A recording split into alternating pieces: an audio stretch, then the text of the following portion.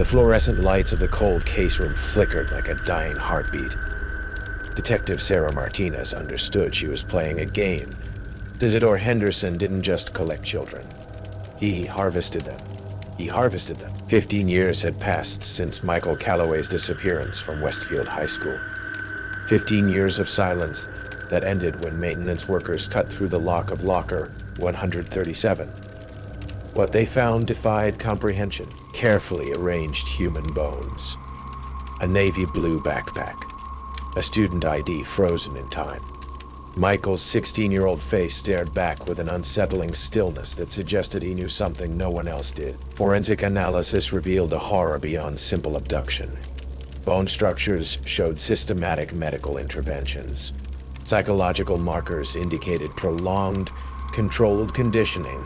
Michael wasn't just a victim. He was a prototype. Henderson's decades as a school counselor had been a perfect cover. 3 school districts, 17 confirmed missing students. Each carefully selected, each seemingly forgotten by a system too bureaucratic to notice. Bank records told a parallel story. Anonymous deposits routing through educational nonprofits. Foster care management systems.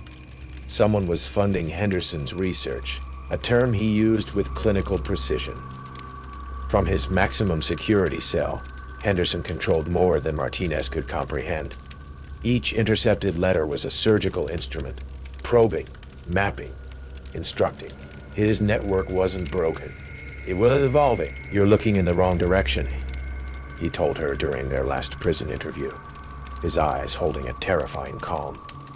"The system doesn't need individuals.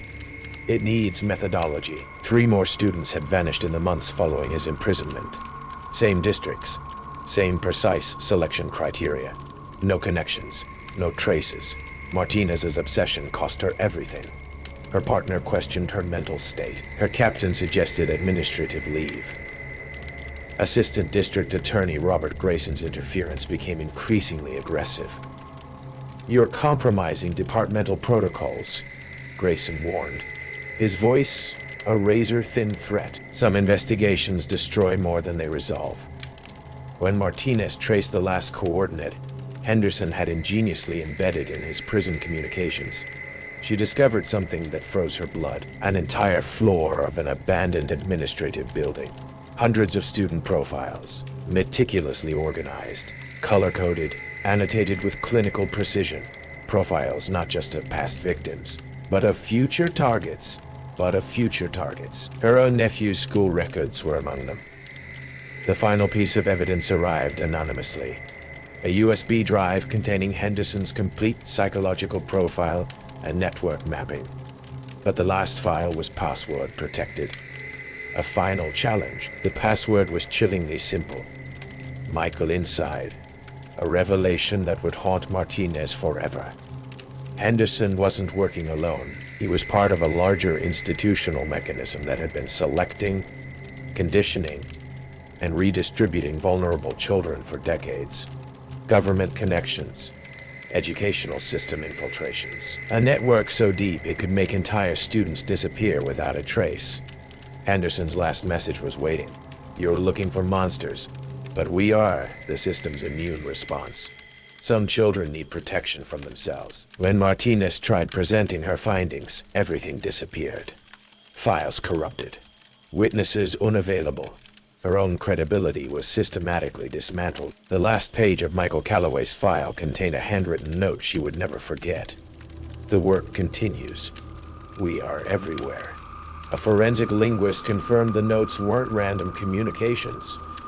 They were instructions. Prison records showed Henderson continuing to teach classes, counsel inmates, his influence spreading like a systematic infection. 3 weeks after a seemingly successful prosecution, 2 more students vanished from districts he previously worked in.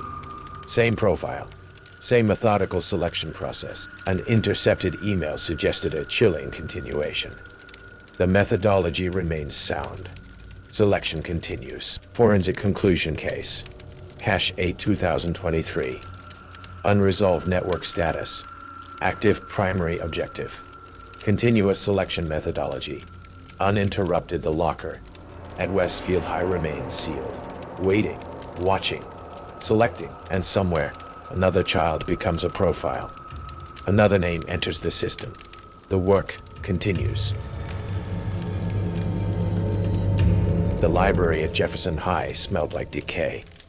Old books rotting on shelves. The air heavy with dust and a faint tang of mold. I sat hunched over a scratched table. Late October shadows clawing through the blinds, slicing the floor into jagged strips. I'm Sarah, a senior, flipping through our fresh yearbook, half expecting my photo to suck as usual. Then I saw her. A girl lurking in the football team. Pink, pale as bone, hands clasped tight, eyes hollow and locked on the lens. She didn't fit, like a smudge on the page. I squinted, brain scrambling to name her, but nothing clicked. A chill snaked up my spine. I flipped ahead, debate club shot. There she was again. Same rigid stance, same unblinking stare cutting through the crowd. My stomach knotted.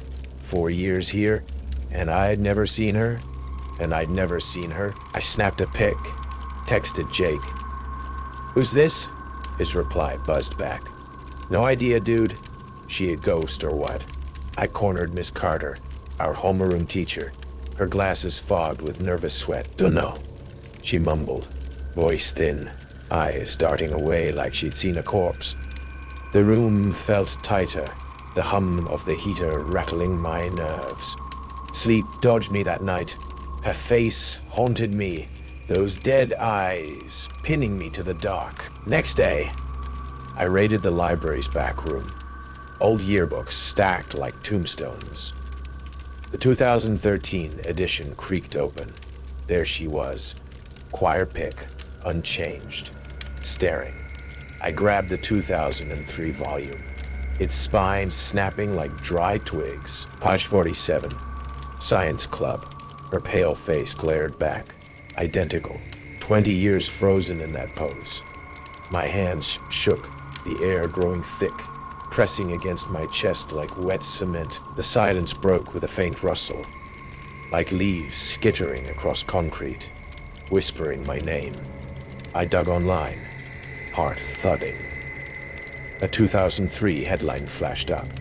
Jefferson High student missing. Emily Carter, 17. Last seen after school. Her photo matched. Sharp jaw, dark hair. Same as the yearbook girl. My throat burned. I checked the 2004 dedication. For those who remain with us always. Emily's name sat there. No dates, no mercy. The screen flickered. A low buzz humming from nowhere. Days bled into dread. Hallways echoed with whispers. Soft, dry, like paper tearing. My name weaving through the sound. I'd turn, but the corridor stretched empty. Lockers looming closer, their metal groaning faintly. One afternoon, my locker spat out a note. Red ink, jagged. Stop looking or you're next. My fingers froze. The paper trembling. A sour whiff of iron hitting my nose. I couldn't breathe right. Every step felt watched. Every shadow too long. I stayed late, scavenging for answers. The school was a crypt. Dark, silent. The creak of pipes like distant moans. A sob drifted up from the basement, low and broken. I followed it, flashlight trembling, sneakers scuffing the sticky floor. A shipped door waited below, padlock dangling like a broken tooth. The crying stopped as I neared, silence slamming down, heavy and wrong. I pried the lock open, click sharp as a bone snapping, and stepped into a dank hole. Shelves sagging under dust-caked boxes, the air sour with rot and sweat. Photos spilled from a crate, faded, curling, and one hit the floor. Emily beside Mr. Hargrove, the janitor who'd prowled these halls forever. His arm clamped her shoulder, but his face, God, his face, was a mask of decay. Skin sallow and pocked like spoiled meat, eyes sunken into dark pits, a grin splitting his cracked lips, yellow teeth glinting wet. My pulse roared. Hargrove wasn't just old. He was a walking nightmare, and he was still here, lurking.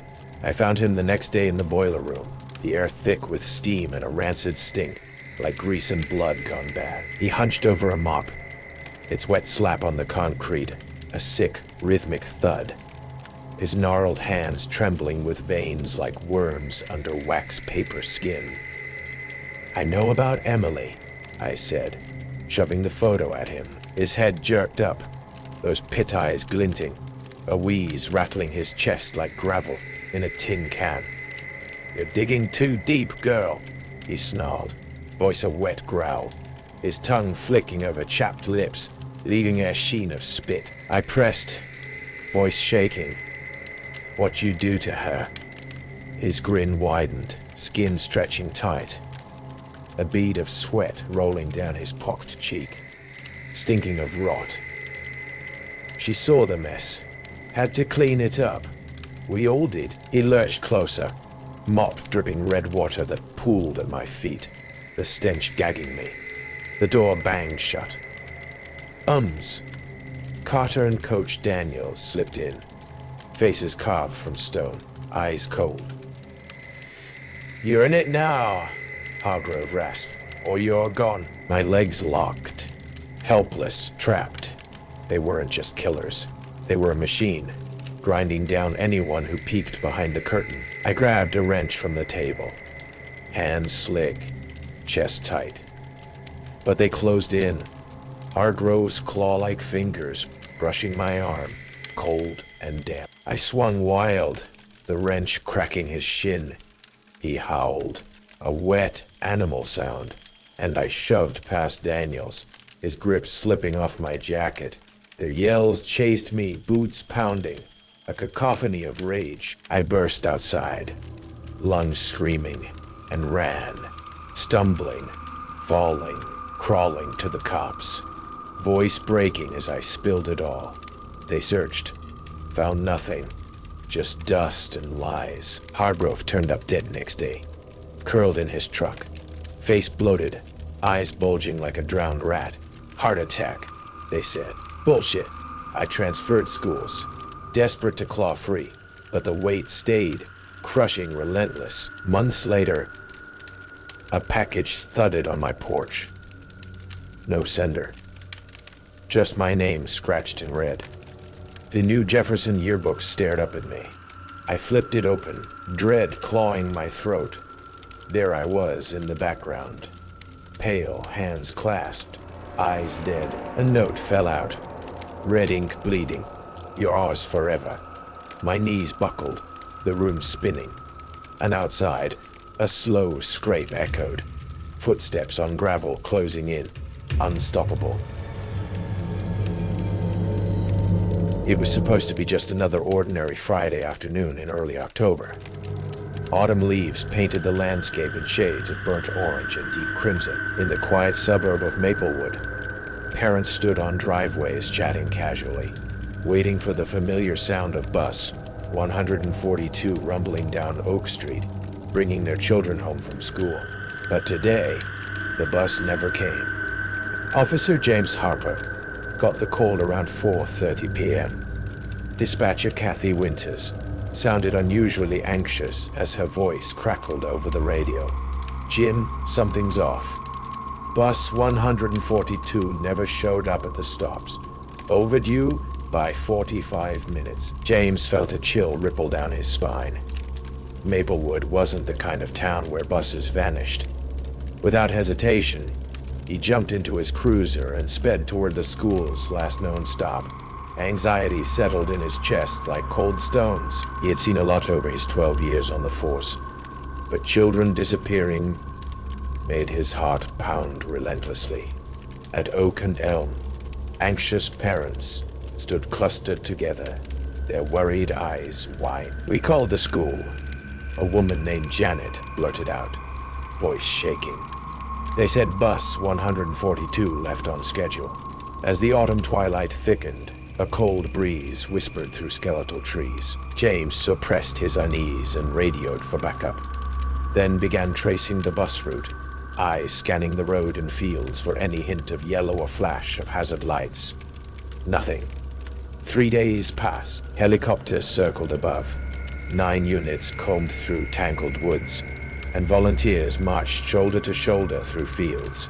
No bus, no children, nothing but silence. Then, at dawn on the 4th day, James received a frantic call from a hunter named Dale Clark, who stumbled across something chilling deep within the Pinewood Preserve, an area miles from the intended route. James' stomach twisted painfully as he hurried to the scene, tires crunching gravel urgently beneath him. Fog twisted through the trees like ghostly fingers as he arrived at the site. The first thing he heard was the eerie hum of a running engine. Soft, steady, like the heartbeat of something forgotten. In a small clearing, stark against the gloomy backdrop, sat Bus 142, yellow paint gleaming sickly in the dull morning light. James approached cautiously, the cold morning dew soaking his boots as an oppressive silence pressed in on him. The bus was empty. He stepped aboard slowly, flashlight trembling. Backpacks lay abandoned on seats, textbooks scattered across the floor. Lunchboxes sat half open, sandwiches untouched. Everything was left exactly as if life had suddenly paused. He felt his heart pound harder when he saw the driver's thermos. Coffee, still warm. Wherever they had gone, it hadn't been long. James searched the perimeter, frantic yet methodical, eyes darting through shadows cast by tangled branches. There were no footprints, no broken twigs, not a single disturbed leaf. It was as if everyone aboard had evaporated into thin air. Late that night, unable to sleep, James reviewed surveillance footage from intersections along the bus route. At precisely 3:15 p.m., Bus 142 passed through the intersection at mile marker 17 on Highway 6, but it never emerged on the other side. The grainy black and white images sent chills cascading down his spine. He rewound the footage again and again, heart racing as each time the bus vanished just out of view. That's when he saw it, a dark-colored van shadowing the bus closely, too closely. Days blurred into sleepless nights as investigators tried desperately to identify the mysterious van. Rumors spread through Maplewood like wildfire. An outsider, a predator lurking in plain sight. James studied each frame, memorizing the shadowy silhouette of the driver inside the van. Something about the shape, the posture behind the wheel, felt hauntingly familiar. A lead finally broke when a student's cell phone was discovered hidden beneath the bus seat. Its camera had activated in a blurry accidental video, revealing snippets of terrified whispers and muted crying. In the background, a muffled voice demanded compliance, calm yet coldly authoritative. James listened again, dread twisting inside him. He recognized that voice, knew that tone. His throat constricted painfully as realization struck. The predator wasn't an outsider. It was someone local, someone trusted. A chill engulfed him.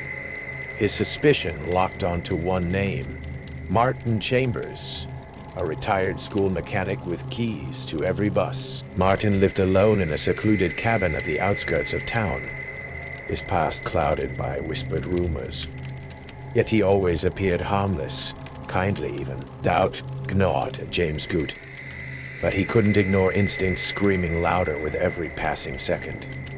By midnight, James stood at the edge of Martin's driveway, heart thumping. The cabin sat eerily dark, hidden beneath shadowed oaks, its porch swaying gently, as if nudged by unseen hands. He approached slowly, breath shallow, gun trembling slightly in his hand. The front door creaked ajar, inviting him in with a sinister openness. Inside, moonlight seeped through grimy windows, illuminating dusty furniture and walls lined with photographs of buses. Dozens of them, captured at various locations throughout Maplewood. But only Bus 142 was circled in red. A sudden creak startled James. He spun around just in time to see Martin emerge from a darkened hallway, eyes hollow yet disturbingly calm. "You shouldn't be here," Martin whispered softly, stepping closer. James raised his weapon, pulse hammering. "Where are they, Martin?" he demanded, voice quivering despite efforts to sound steady.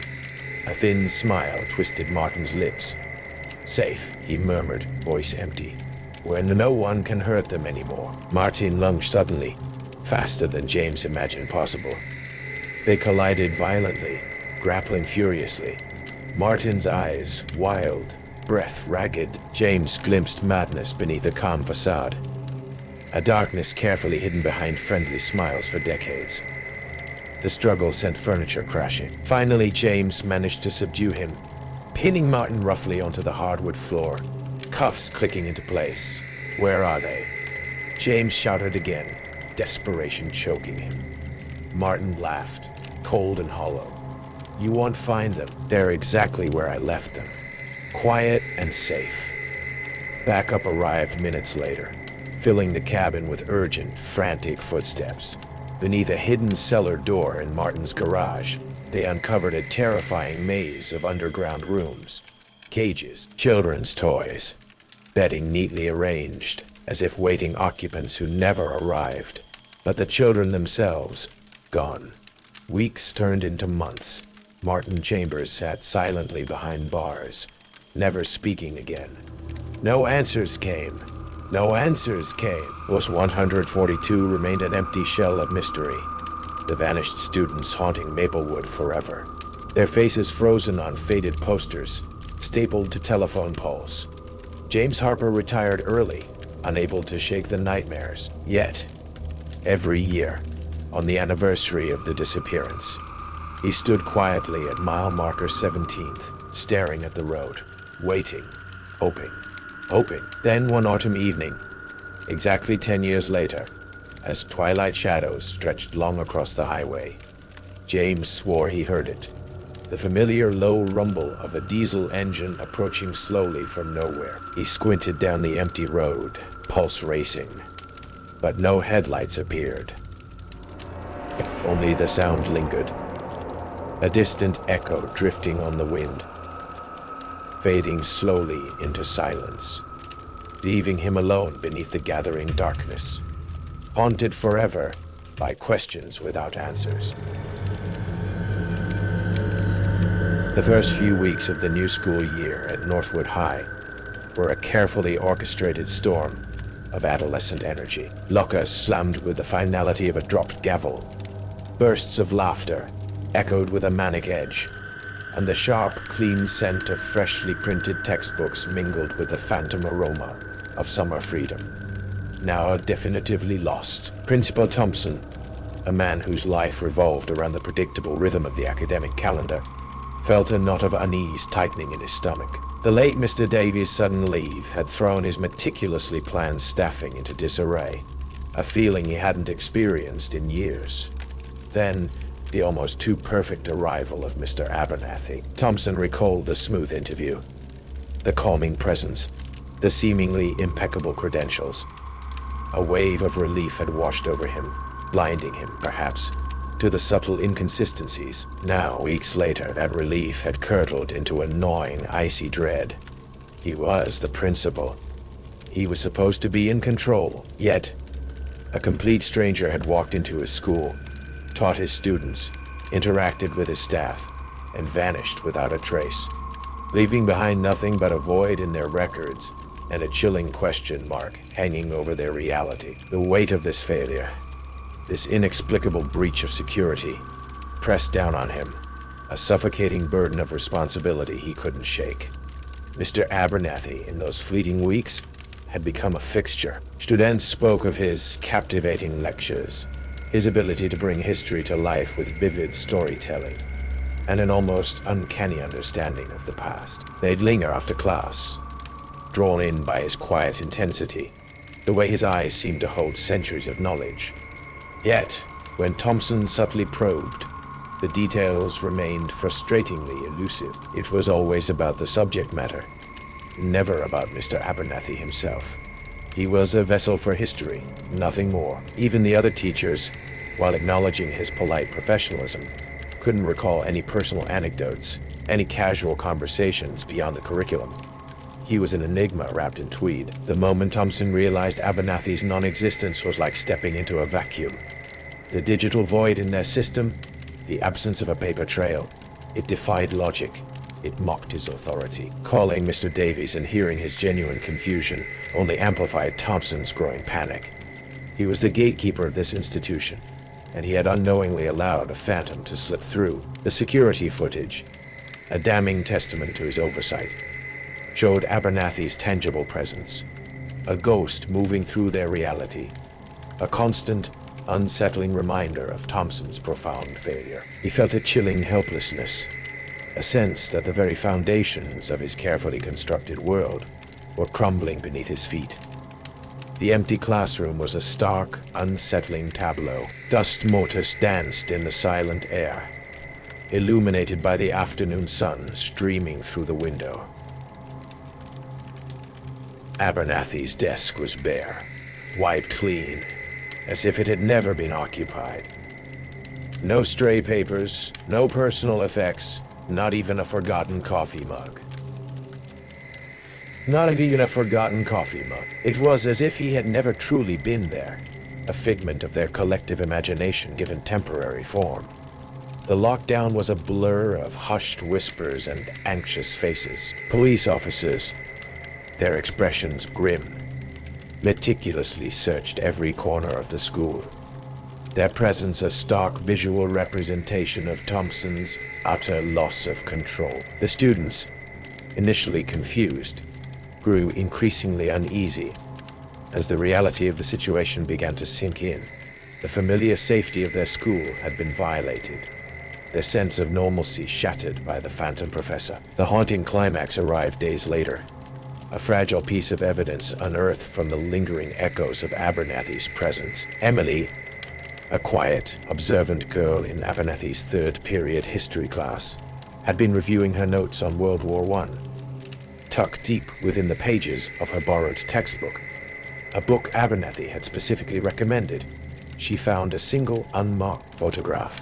The image was faded and unsettlingly grainy, depicting a group of figures standing in front of a large, imposing building shrouded in a perpetual twilight. The architecture was stark and institutional, with rows of barred windows casting long, skeletal shadows across the overgrown grounds. It wasn't Northwood High. The building exuded an aura of oppressive confinement, a place where joy seemed to have withered and died.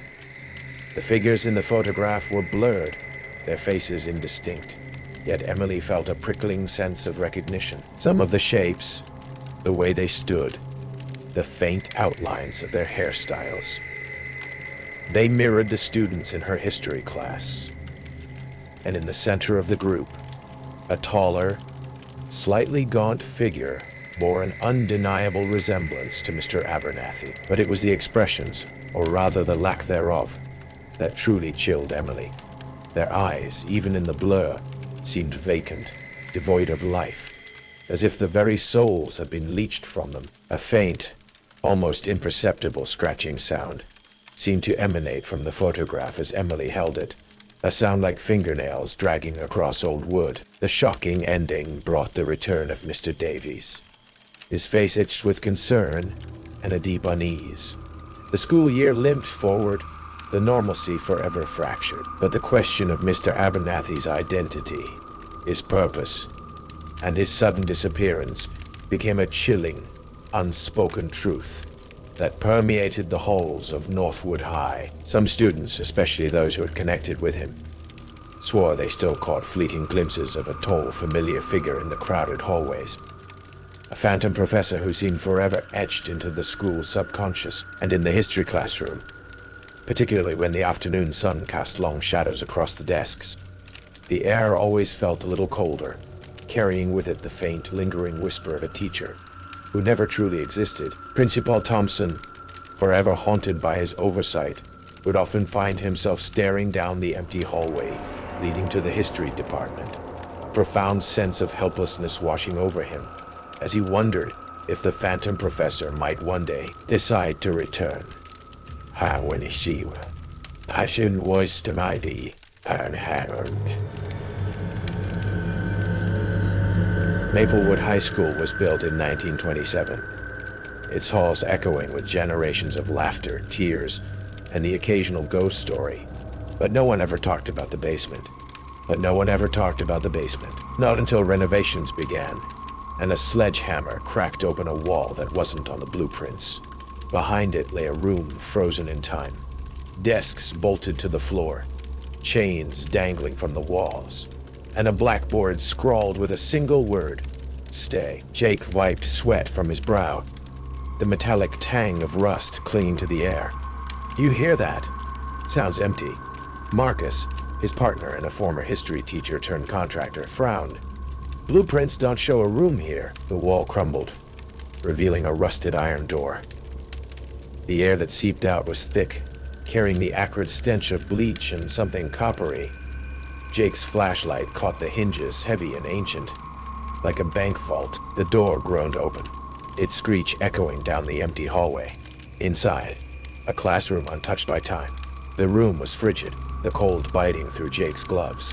Desks lined the space, bolted to the floor at odd angles. Chains hung from the walls, their cuffs crusted with rust, or something darker. Marcus picked up a textbook. Advanced Mathematics, 1943. "What the hell is this?" Jake muttered, running a finger over the blackboard. The word "stay" had been written over and over, each stroke deeper than the last. A filing cabinet in the corner caught their attention. Inside, folders labeled with names. Jake flipped through the first folder. Thomas Evers, 1945. Photograph spilled out. A boy, maybe 16, chained to a desk. His face was pale, his eyes wide with terror. Marcus held up another photo. "This one's dated 1947. Same kid." The boy looked older, gaunt. His wrists were raw. The last folder was labeled Principal Harold Greaves. Inside, a handwritten ledger. Subject 12, obedient, released after 7 months. Subject 13, resistant, terminated. Jake's hands trembled as he read aloud. Subject 14, female 15, displayed signs of rebellion, administered corrective measures. Marcus turned the page. Corrective measures. What the hell does that mean? The next entry was worse. Subject 15, male 14, attempted escape. Zurbitz's family informed of accidental death. Jake's phone buzzed. A text from the foreman. "Find anything interesting?" He didn't reply. Jake froze. "You hear that?" Marcus turned, flashlight sweeping the room. "Hear what?" The sound came again. Footsteps slow and deliberate from the hallway outside. "Hello?" Jake called. The footsteps stopped. Marcus grabbed a crowbar. "Let's get out of here." They reached the door as the lights flickered. The blackboard now read, "You shouldn't have come." Jake's heart pounded as they ran upstairs. The foreman's office was empty. "Call the cops," Marcus said, dialing 911. Jake's phone buzzed again, a photo from an unknown number. The classroom, lit by a single bulb. The chains swayed as if someone had just been freed. The room was sealed again, the wall rebuilt thicker than before. But sometimes, late at night, the janitor hears chains rattling. And the blackboard, when he checks it, always reads the same. "Stay."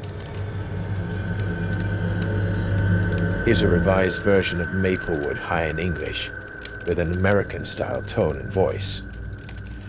I've addressed the improvement points, clarifying motives, deepening characters, enhancing atmosphere, adding creative twists, and heightening tension fear. The structure remains intact, but I've enriched details and pacing to make it more gripping and chilling. Maplewood High, revised. Maplewood High buzzed with school spirit and Friday night lights, its trophy case a shrine to decades of glory. But beneath the polished halls lurked a secret older than the faded varsity banners. A locked storage room, forgotten by all but the shadows. Inside, a wall of faces stared out. Students who'd vanished without a trace when Anna Rivera, a quiet sophomore with a shutterbug's eye, slipped inside.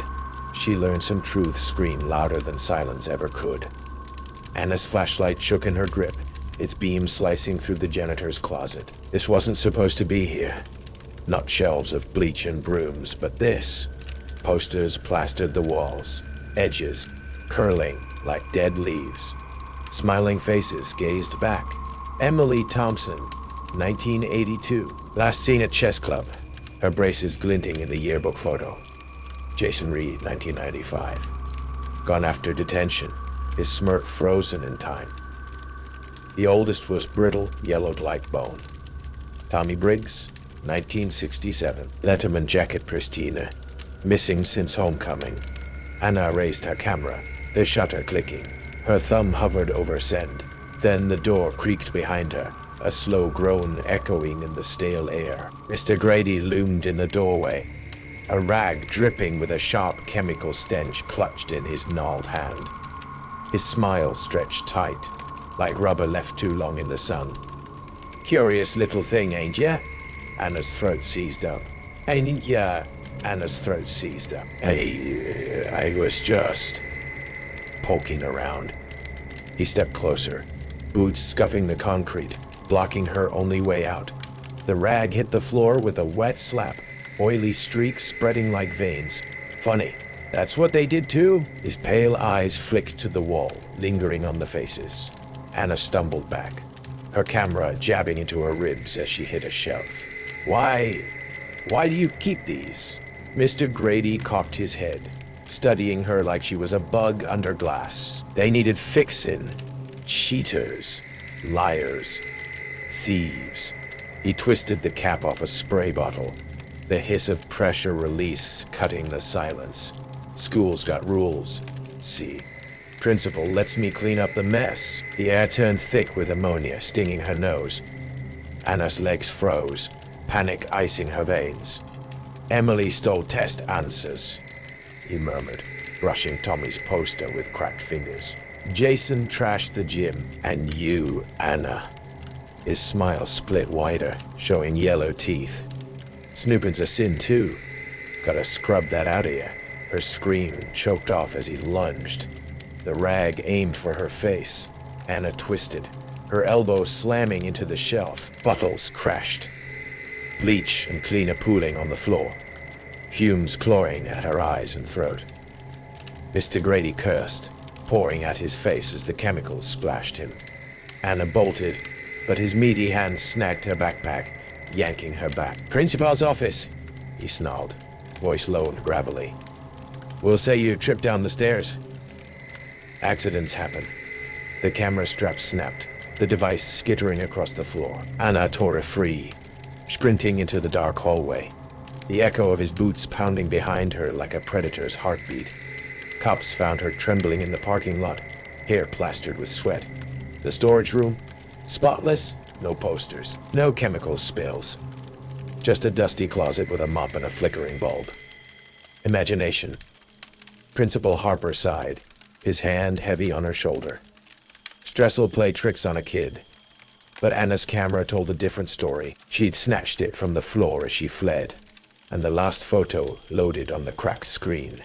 Mr. Grady, grinning beside the wall of faces, and there, in the shadows behind him, stood Harper, his polished fingers gripping Tommy Briggs' 1967 poster, his tie fluttering like a noose. Anna's breath hitched. That tee, its swirling pattern matched the rag Grady had wielded. Maplewood's football team clinched state that year. At the victory bash, Anna watched Harper adjust that same tie, its threads glinting under the gym lights. No one else noticed. Not the cheers, not the confetti. And no one saw the new janitor. Younger, quieter, his eyes tracking the crowd. He lingered near the stragglers after dark, a faint smile curling his lips. Anna's hands shook as she deleted the photo. But the next morning, her camera roll had a new shot. One she hadn't taken. It showed her sleeping in bed, the lens hovering inches from her face. Behind her, a shadow stretched across the wall, wearing a Letterman jacket. The library at Jefferson High School was a decaying monument to forgotten knowledge, its towering arched windows caked with grime, letting in only slivers of mottled light. Dust clung to the air like a shroud, and the faint scent of mildew stung the nose, undercut by something darker, something like dread. Tucked at the far end, behind a rusted wrought iron gate that groaned with neglect, was the forbidden section. Students whispered about it in hushed tones.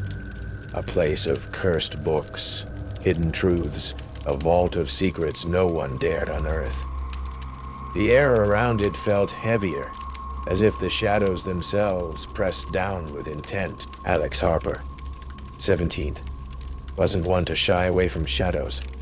They thrived on the thrill of the unknown, their sharp mind always chasing the next story. Lean and wiry, with dark hair that fell into their eyes, Alex had a quiet intensity, a hunger for truth born from a father who'd vanished under mysterious circumstances years ago.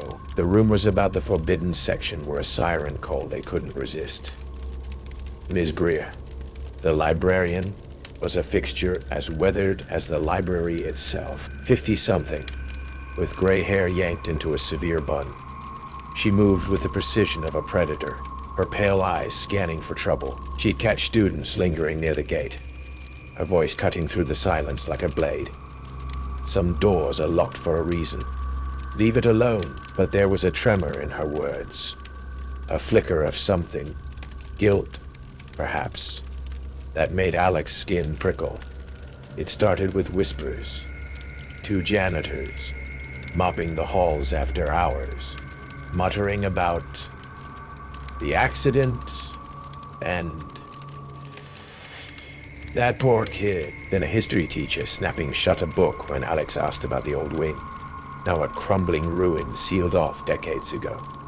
The faculty's silence was a wall, and Alex was determined to break through. Under a low October moon, the wind clawing at the windows like skeletal fingers, Alex slipped into the library after dark. The lock gave way with a bobby pin and a twist, the door creaking open to a cavern of stillness. Their flashlight beams sliced through the gloom, catching dust motes that swirled like restless spirits. Each step echoed on the warped wooden floor, a hollow thud that seemed to bounce too long. The gate loomed ahead, its bars twisted and cold. Alex pushed it, and the hinges shrieked, a piercing wail that tore through the silence, loud enough to wake buried secrets. Inside, the air turned frigid, thick with the stench of rot. Shelves bowed under crumbling books, but it was the newspapers that snagged their gaze. Yellowed stacks tied with fraying twine, headlines bleeding through the years. Local teen dies in school fire. One screamed. Faculty cleared of blame. Another. Investigation dropped. No evidence found. Alex's hands shook as they untied the bundle, papers spilling across the floor. The story unfolded in fragments. A blaze in the old wing, a student trapped, flames licking at locked doors, while screams faded to ash. But the accounts clashed. One claimed the fire started in a lab. Another blamed faulty wiring. A photo showed Ms. Greer, younger, staring blankly from the crowd, her face a mask of something unreadable. A floorboard groaned behind them. Alex whirled, flashlights slashing the dark. Shadows stretched and twisted, but nothing moved. Their breath hitched, palms slick with sweat. The air pressed in, heavy with unseen eyes. Deeper in the pile, a journal emerged. Its leather cover cracked, pages scrawled with frantic ink. They locked her in. One entry read, the words jagged. She knew too much. About the tests. The money. I saw Thorne do it. The final page. They're watching me. If you read this, get out. Alex's pulse thundered the name. Thorne, Principal Thorne, burning into their mind. A shadow stretched across the floor. Ms. Greer stood in the doorway, her silhouette rigid, eyes glinting with a mix of fury and despair. I warned you, she rasped. Stepping forward, her shoes clicking like a countdown. Some truths cost too much. Alex clutched the journal, voice trembling but defiant. What happened to her? Who covered it up?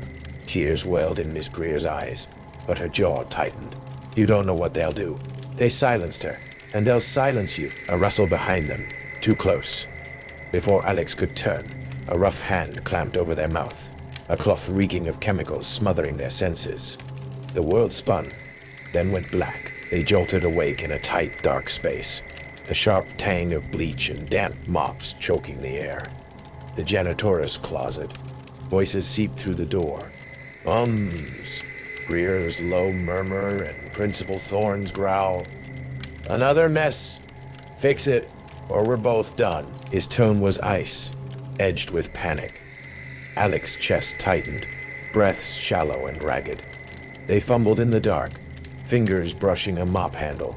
With a grunt, they wedged it against the door, forcing it open a crack. The hall beyond was a labyrinth of flickering lights and long shadows. They slipped out, the journal a lifeline in their grip. The main exit was bolted shut, the metal cold and unyielding. Panic clawed at their throat, but memory sparked. The old wing had a broken window. They bolted, shoes slapping the tiles, the hum of the lights morphing into a low, menacing drone. The old wing was a tomb of dust and echoes, its walls scarred with peeling paint. Alex found the window, glass jagged like teeth, and started to climb. A hand seized their ankle. Principal Thorne, his face a snarl of desperation, eyes wild. You should have listened, he hissed, fingers digging in. Alex kicked hard, breaking free, and tumbled onto the wet grass outside. Sirens wailed in the distance, red and blue lights piercing the night. Thorne hesitated, then vanished into the dark. Alex lay there, chest heaving, the journal pressed against their pounding heart.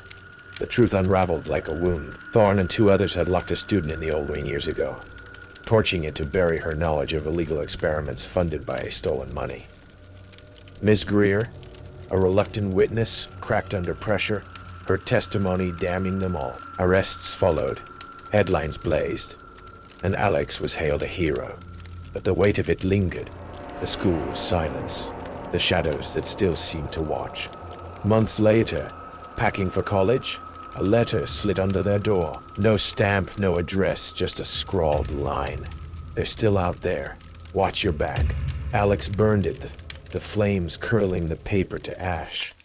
But the chill sank deep, a permanent guest in their bones.